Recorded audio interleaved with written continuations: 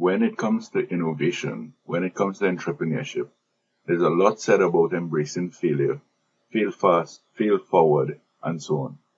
And to help you get through that, we hear the advice, stick to it, stay focused, keep going. But there's a human side to failing, an emotional side which you also have to manage.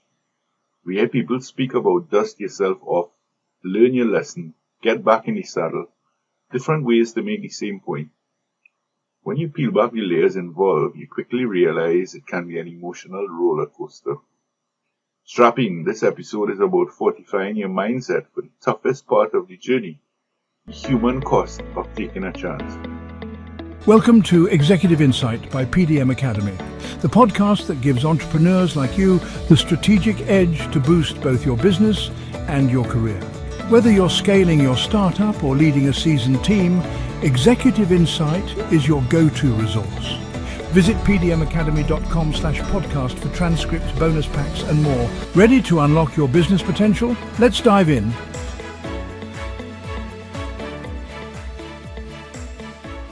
Hi, I am Fahim Mohammed and this is Executive Insight. I'm dedicating this episode to my eldest daughter, Sophia, who was part of the experience that inspired this focus. Today we're diving into one of the most challenging yet least discussed parts of taking a big chance. Not the market risk, not the financial risk, but the social and emotional risk. You know the pattern. First you're ignorant, then when things get tough, you're a joke. And if you dare to stand firm in your conviction, you're arrogant or delusional. This pressure doesn't just stop with you, it could ripple out to your team, your reputation, even your family. So how do you find the courage to wade through that kind of emotional backlash? How do you build that resilience to withstand the noise until and if the rewards ever come? Today we're not just talking about failure, we're talking about the emotional warfare that comes with daring to be different. It always starts with an idea, a spark, a belief, or even a principle. And when you share that spark, or start to act on it, or stand your ground based on your principle, you're often met with the first emotional barrier, dismissal. People tell you it can't be done, that you don't understand the industry, that you're naive, that you're an idealist. This isn't just criticism, it's a form of social coercion designed to get you to fall back in line with the consensus. To understand this, we could look at the work of Simon Sinek. He talks about the circle of safety, but those outside that circle could be hostile to new ideas.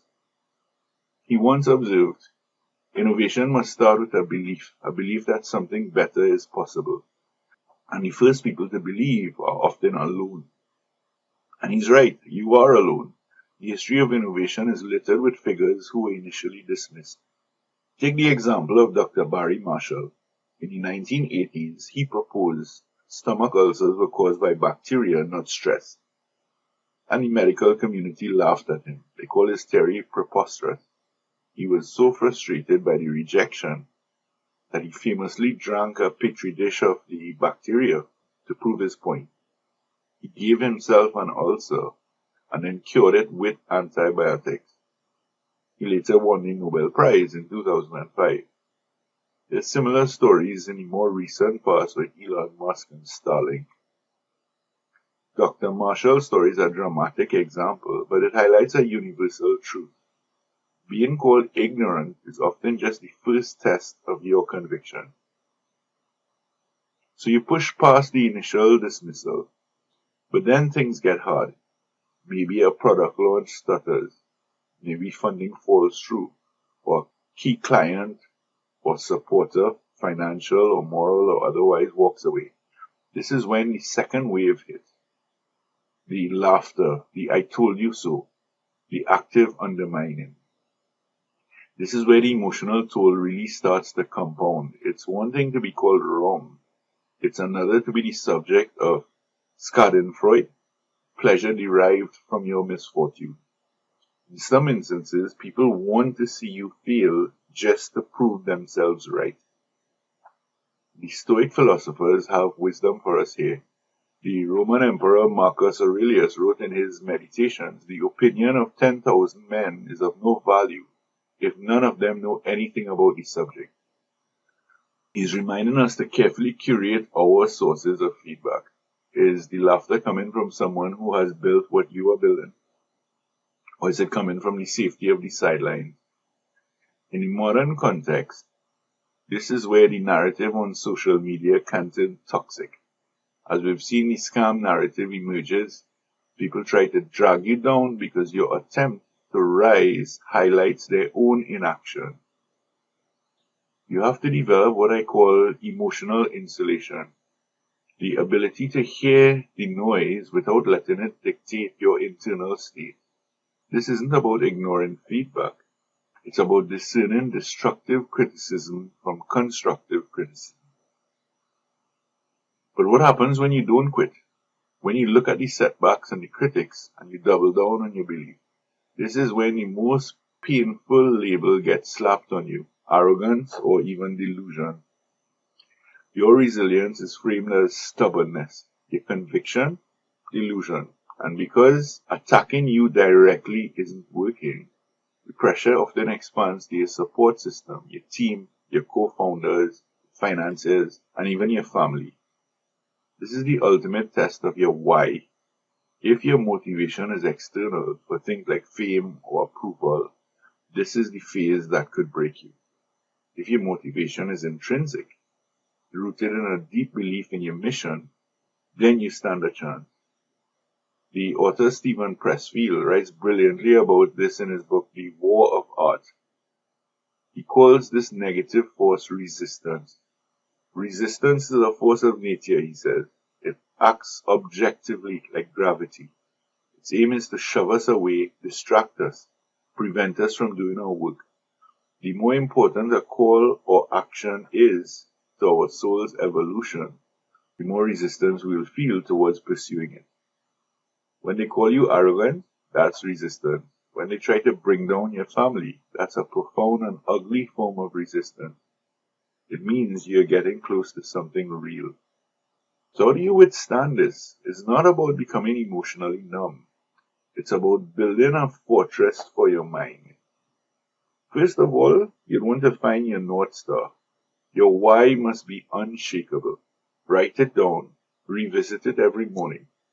When the world is screaming that you are wrong, you must have the internal compass that points true north. Napoleon Hill alluded to this in his Work, Think and Grow Rich when he spoke about daily affirmation. The second thing you'd want to do is curate your counsel. You need a small, trusted circle. A co-founder, a mentor, a partner, a therapist who understands the journey. As Theodore Roosevelt said in his Man in the Arena speech, it is not the critic who counts, not the man who points out how the strong man stumbled, or where the doer of deeds could have done them better. The credit belongs to the man who is actually in the arena, whose face is marred by dust and sweat and blood. Your counsel are the people in your corner of the arena, not the critics in the cheap seats. So you'd want to curate your counsel and make sure that they are in your corner when you need them. Third thing you'd want to do is practice radical self-compassion. You will make mistakes. You will feel shame and doubt at different points in time. The work of psychologist Dr. Kristin Neff is essential here. She defines self-compassion as treating yourself with the same kindness you'd offer a friend. So acknowledge the pain. This is really hard right now. It's painful to be laughed at. Then remind yourself of your common humanity. I'm not the first person to go through this, and I won't be the last. Fourthly, separate your identity from your venture. You are not your startup. You are not your innovation. You are a person who is attempting something brave. This creates the psychological space to withstand failure without feeling like you are a failure. The narrative we're sold is that reward is the IPO, the acquisition, the headline. But for those who have waded through that emotional backlash and survived, the real lasting reward is the person you become in the process. The reward is the courage you forged when you were called ignorant. The reward is the resilience you built when they laughed at you. The reward is the unshakable integrity you cultivated when they called you arrogant. The reward is the determination when they call you delusional. The external success is never guaranteed, but internal transformation, strength of character, empathy for other strugglers, profound understanding of your own capacity, that is a reward that cannot be taken away from you, no matter the outcome, no matter where you are. So to anyone in the arena right now, facing the dust and sweat and blood, know this. The emotional backlash is a sign that you are a threat to the status quo. And that is the highest compliment a true innovator can receive. So keep going. Thanks for listening. If this resonated with you, please share it with someone who needs to hear it. You can find show notes and more resources on our website, pdmacademy.com. Until next time, have the courage to be wrong when you know you're right. Executive Insight by PDM Academy. Don't just compete, dominate.